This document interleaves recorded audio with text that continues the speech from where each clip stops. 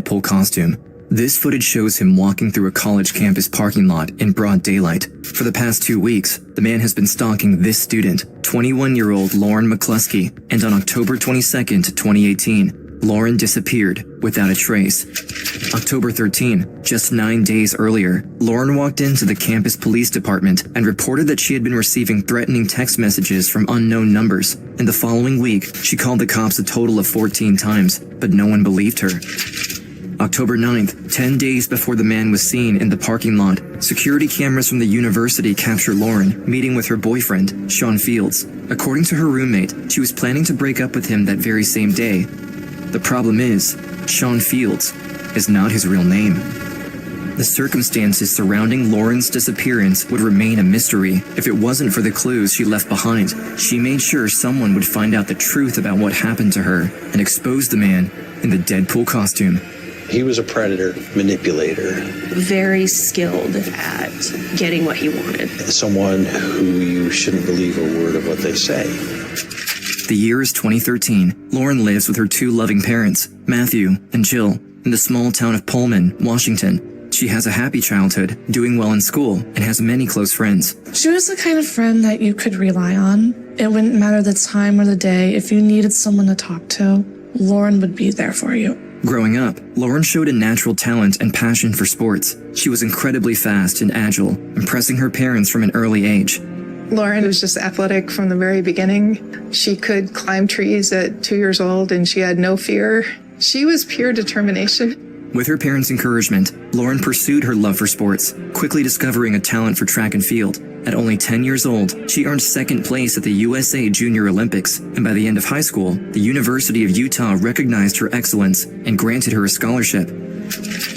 It's now September 2015. Lauren and her parents arrive at the vibrant Salt Lake City campus, home to over 20,000 students. Her parents are anxious about leaving their only daughter at college, hundreds of miles from her small town. But Lauren's confidence and maturity help her quickly make new friendships, including her new best friend, Alex. We were roommates our freshman year, and we became instant friends. For the next 3 years, Lauren continued to excel in everything she did. She was dedicated and determined, focused on her studies, track events, and of course, spending time with her many close friends. Her eyes lit up when she talked. Super smart. You didn't just see her as an athlete. She was a comedian. She's also a dancer. She did extremely well. She was very excited about graduating. But on the night of September 1st, 2018, Lauren's life would change forever. It's the start of her final year of college, and Lauren, having recently turned 21, decides to go out on the weekend for a fun night with her best friend Alex. It's Saturday night. Downtown Salt Lake City is bustling with nightlife as students fill the streets and bars. Lauren and Alex arrive at the entrance of the London Bell, a popular bar in Salt Lake City, known for their live music and dancing, and conveniently, only 15 minutes away from their dorm. Before entering, they're stopped by the bouncer, a friendly and charismatic man, standing over 6 feet tall. He greets the 2 young women with a smile and introduces himself as Sean Fields, before letting them inside the establishment. I remember him being very huge, very big muscles. Throughout the night, he would come back and pass through and stop and talk to us a few times. It's now midnight, and after a full evening of fun, the girls decide it's time to head home to get a good night's sleep, as they both have studying to do the next day. Lauren walks toward the bar's exit, when suddenly, there's a hand on her shoulder. It's the man she's been sharing glances with all evening, the handsome bouncer, Sean. They chat for a bit more, and before saying their goodbyes, he asks her out. She gave him her number, and they made plans to go on a date later that day. It's now September 2nd. Lauren gets ready for her first date with Sean. In her life, Lauren has never had a serious boyfriend, and so far, Sean is ticking all the boxes. He's considerate, friendly, attentive, and they both bond over their college life since he's a student as well, majoring in computer science. Although he's a bit older than her, at 28 years old, Lauren feels safe and happy with him. At the end of the date, the young college student goes back home with a smile on her face. Sean is everything she could hope for, a gentle and dedicated student, but also an independent man with a part-time job of his own. It sounded sort of old-fashioned the way that he was paying attention to her. He took her out for dinner and bought her flowers and asked her to be his girlfriend. She clearly seemed very happy about her relationship. It started off really good, like a fairy tale. But soon, Lauren's close friends notice unusual behavior in the new romantic relationship, which suggests it isn't as rosy and loving as it first seemed. She said he told me to wear a t-shirt and jeans, so that's why I'm wearing this. Her friends become concerned, noticing the independent Lauren they know and love now seems to be questioning her every decision. The affection and devotion Sean gives her now looks much more like obsessive and controlling behavior. He constantly harasses Lauren over texts and calls, and she would always answer, seemingly fearful of what would happen if she didn't. Why do you have to answer your phone when that person calls? And she's like, they really want me to answer.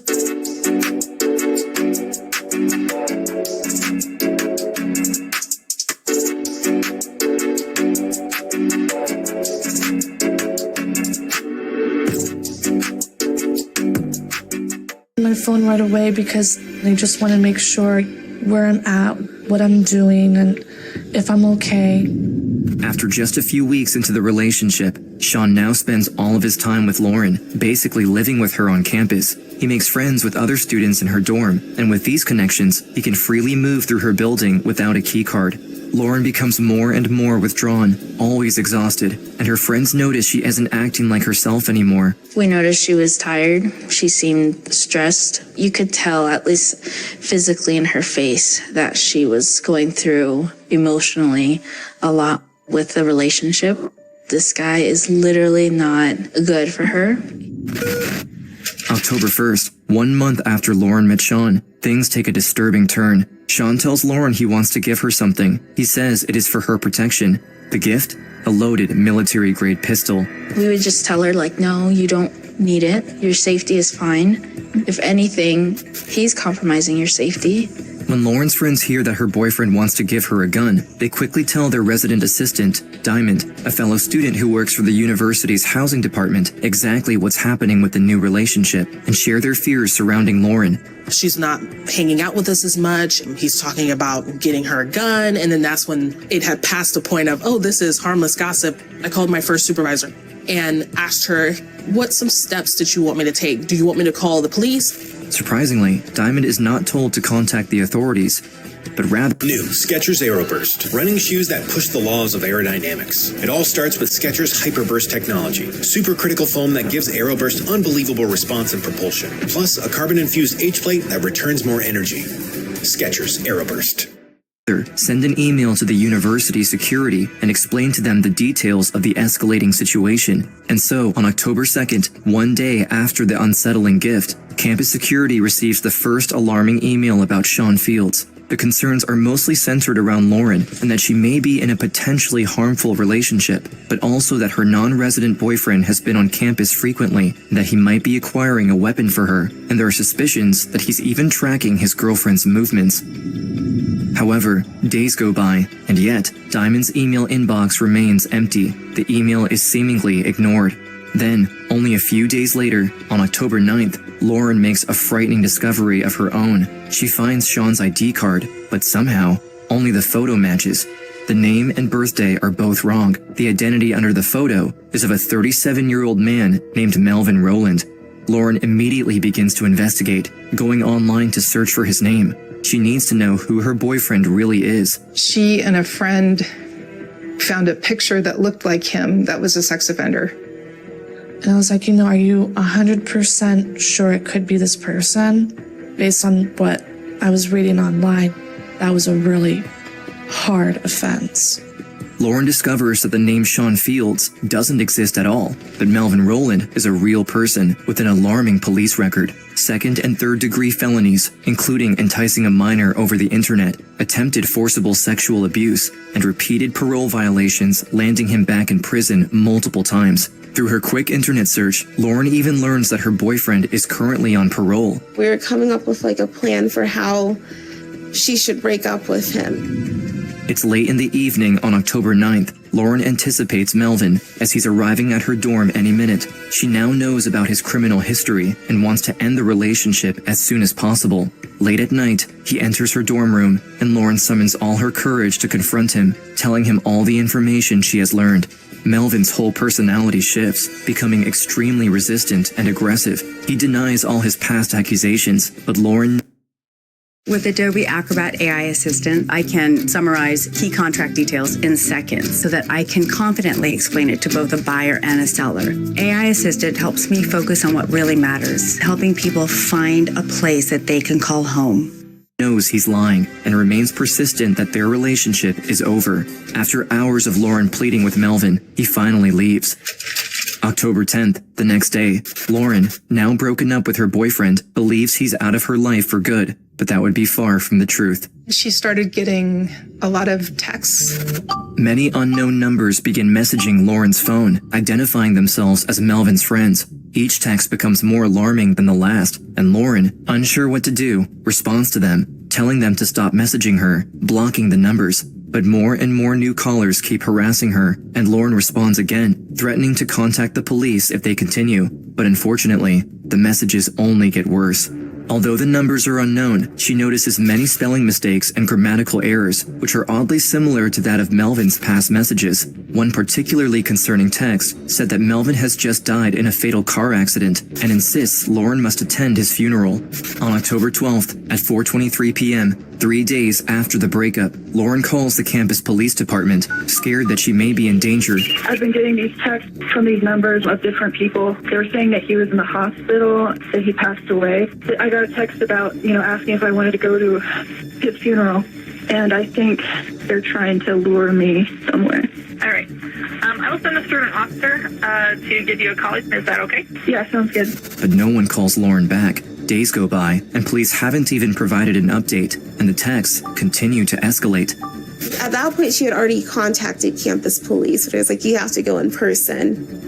Saturday, October 13th, we headed to the police department. We went inside. I felt like they weren't taking it seriously. He's a sex offender. He went to jail. And I actually had to Google it myself and hand my phone over to him. I do remember them saying, it's a scam. It's probably a scam. She showed them one of the numbers that was sending her messages was the same number Roland had when they were in a relationship together. They tell her that the detective was currently not in the office and that Warren will hear an update by Tuesday.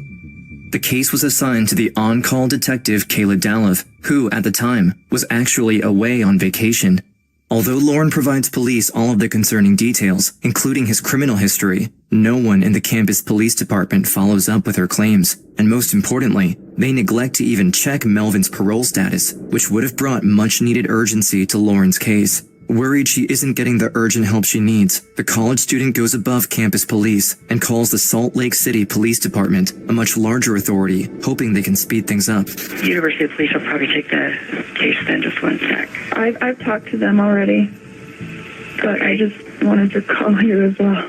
Usually we just take it where you live, and then that agency does a case. Yeah, I was just concerned because I wasn't sure how long they were going to take. Okay, let me get you up to them and so you can see what's going on with it. Just one moment. Do you know when an arrest would be made? You can talk to an officer if you want. I can arrange that if you want that. Okay. Yeah, that sounds good. The Salt Lake City Police choose to redirect her call back to the campus police once again, who, in over a week since the first notice, have still not made any progress on her case. But Lauren refuses to back down. Over the next few days, she would continue to advocate for her own safety, reaching out to police on over 20 different occasions since she first began exposing Roland's disturbing past. She was still being harassed and she was still getting messages. I know she was nervous. It's October.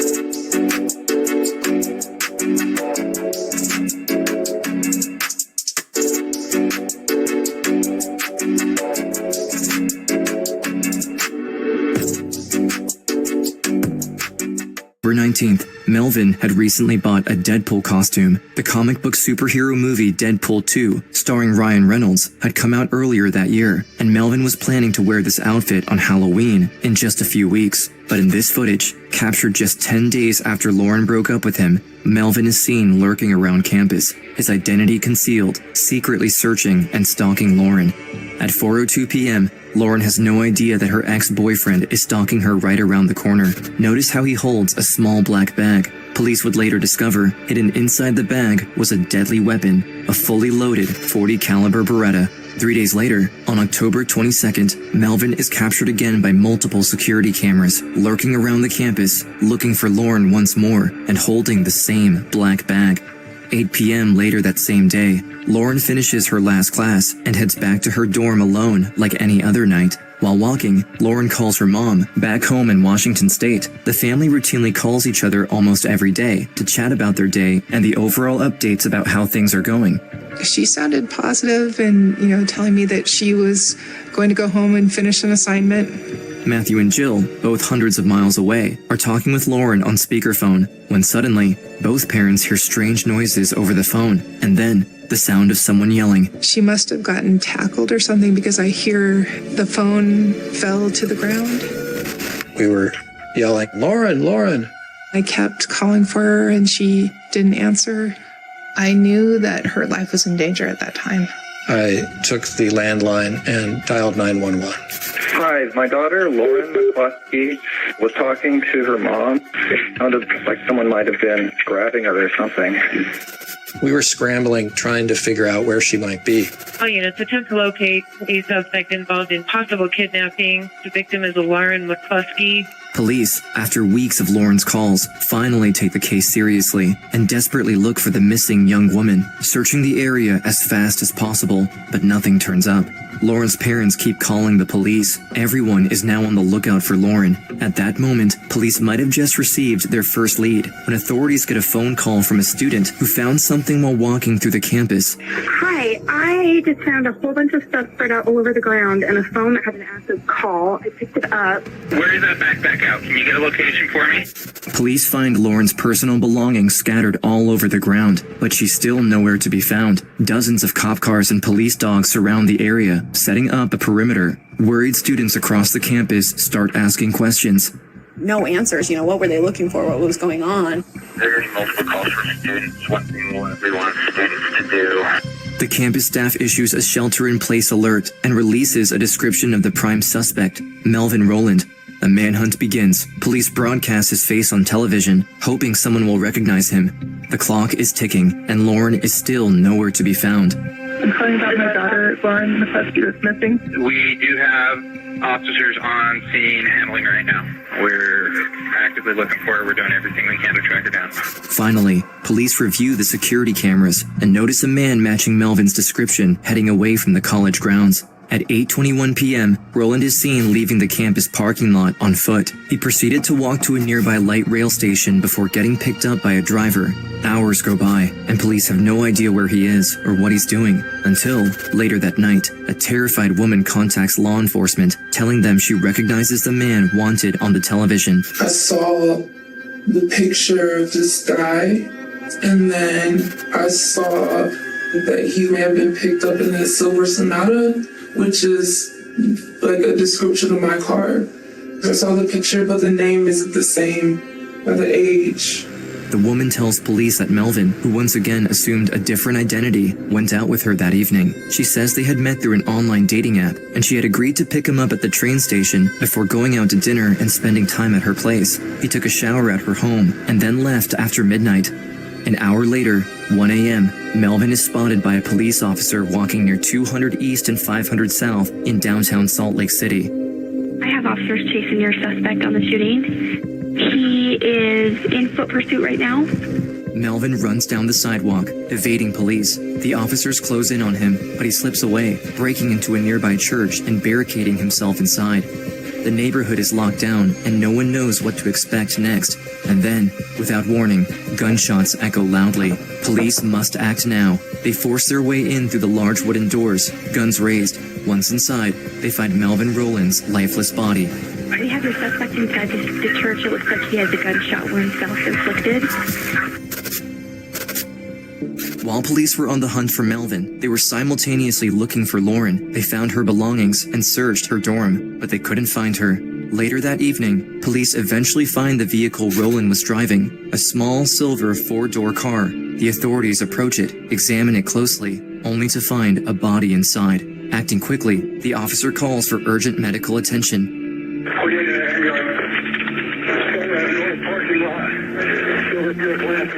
On the night of October 22nd, Lauren's parents receive a phone call from the university's track and field coach telling them news that no parent ever wants to hear. And I said, "Is she okay?" And he said, "I'm sorry, she's not. She's gone." I just started crying. It was like trauma, like getting hit by a baseball bat. I remember getting a text from Mrs. McCluskey. She said that we lost her. She said that Lauren had been shot. I just remember going outside and just looking up in the stars and just hoping, I just hope you didn't suffer, Lauren, and that you weren't in pain. Lauren's parents and her friends are in disbelief. The whole school community is in a state of shock. Days after her passing, the school holds a vigil to grieve the loss of Lauren. She was an amazing, genuine, and caring person. And she will be really missed.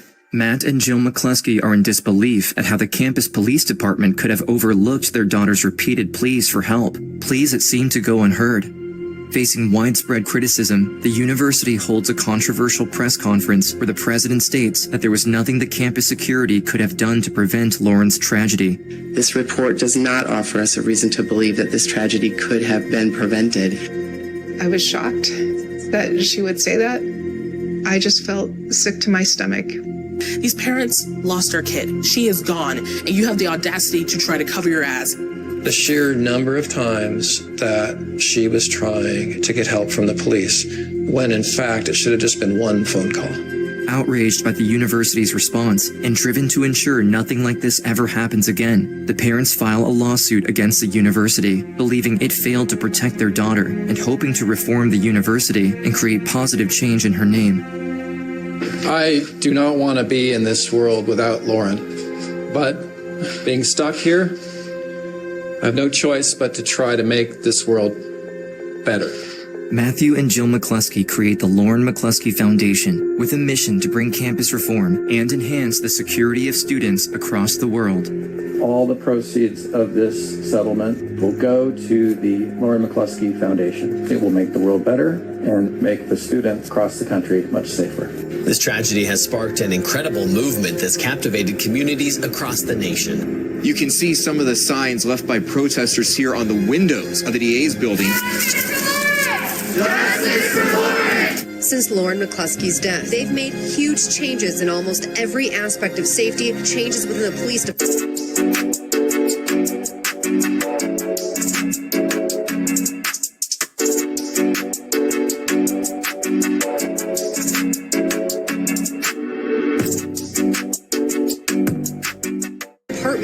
To housing, to new task forces, to faculty training, pledging to build an indoor track and field facility bearing Lauren's name. And Lauren is honored and remembered every day. Women must be believed and taken seriously when they ask for help. When there is a situation, if someone tells you what's going on, that you respond with urgency. The family created what would become known as Lauren's Promise. A promise that I will listen and believe you if someone is threatening you. That promise taking root in communities nationwide. To increase awareness of the problem. This is not your fault that you're in this situation, and it's okay, let's talk about it and let's do something about it. I've had students come to me and say, because of Lauren's Promise, I'm alive.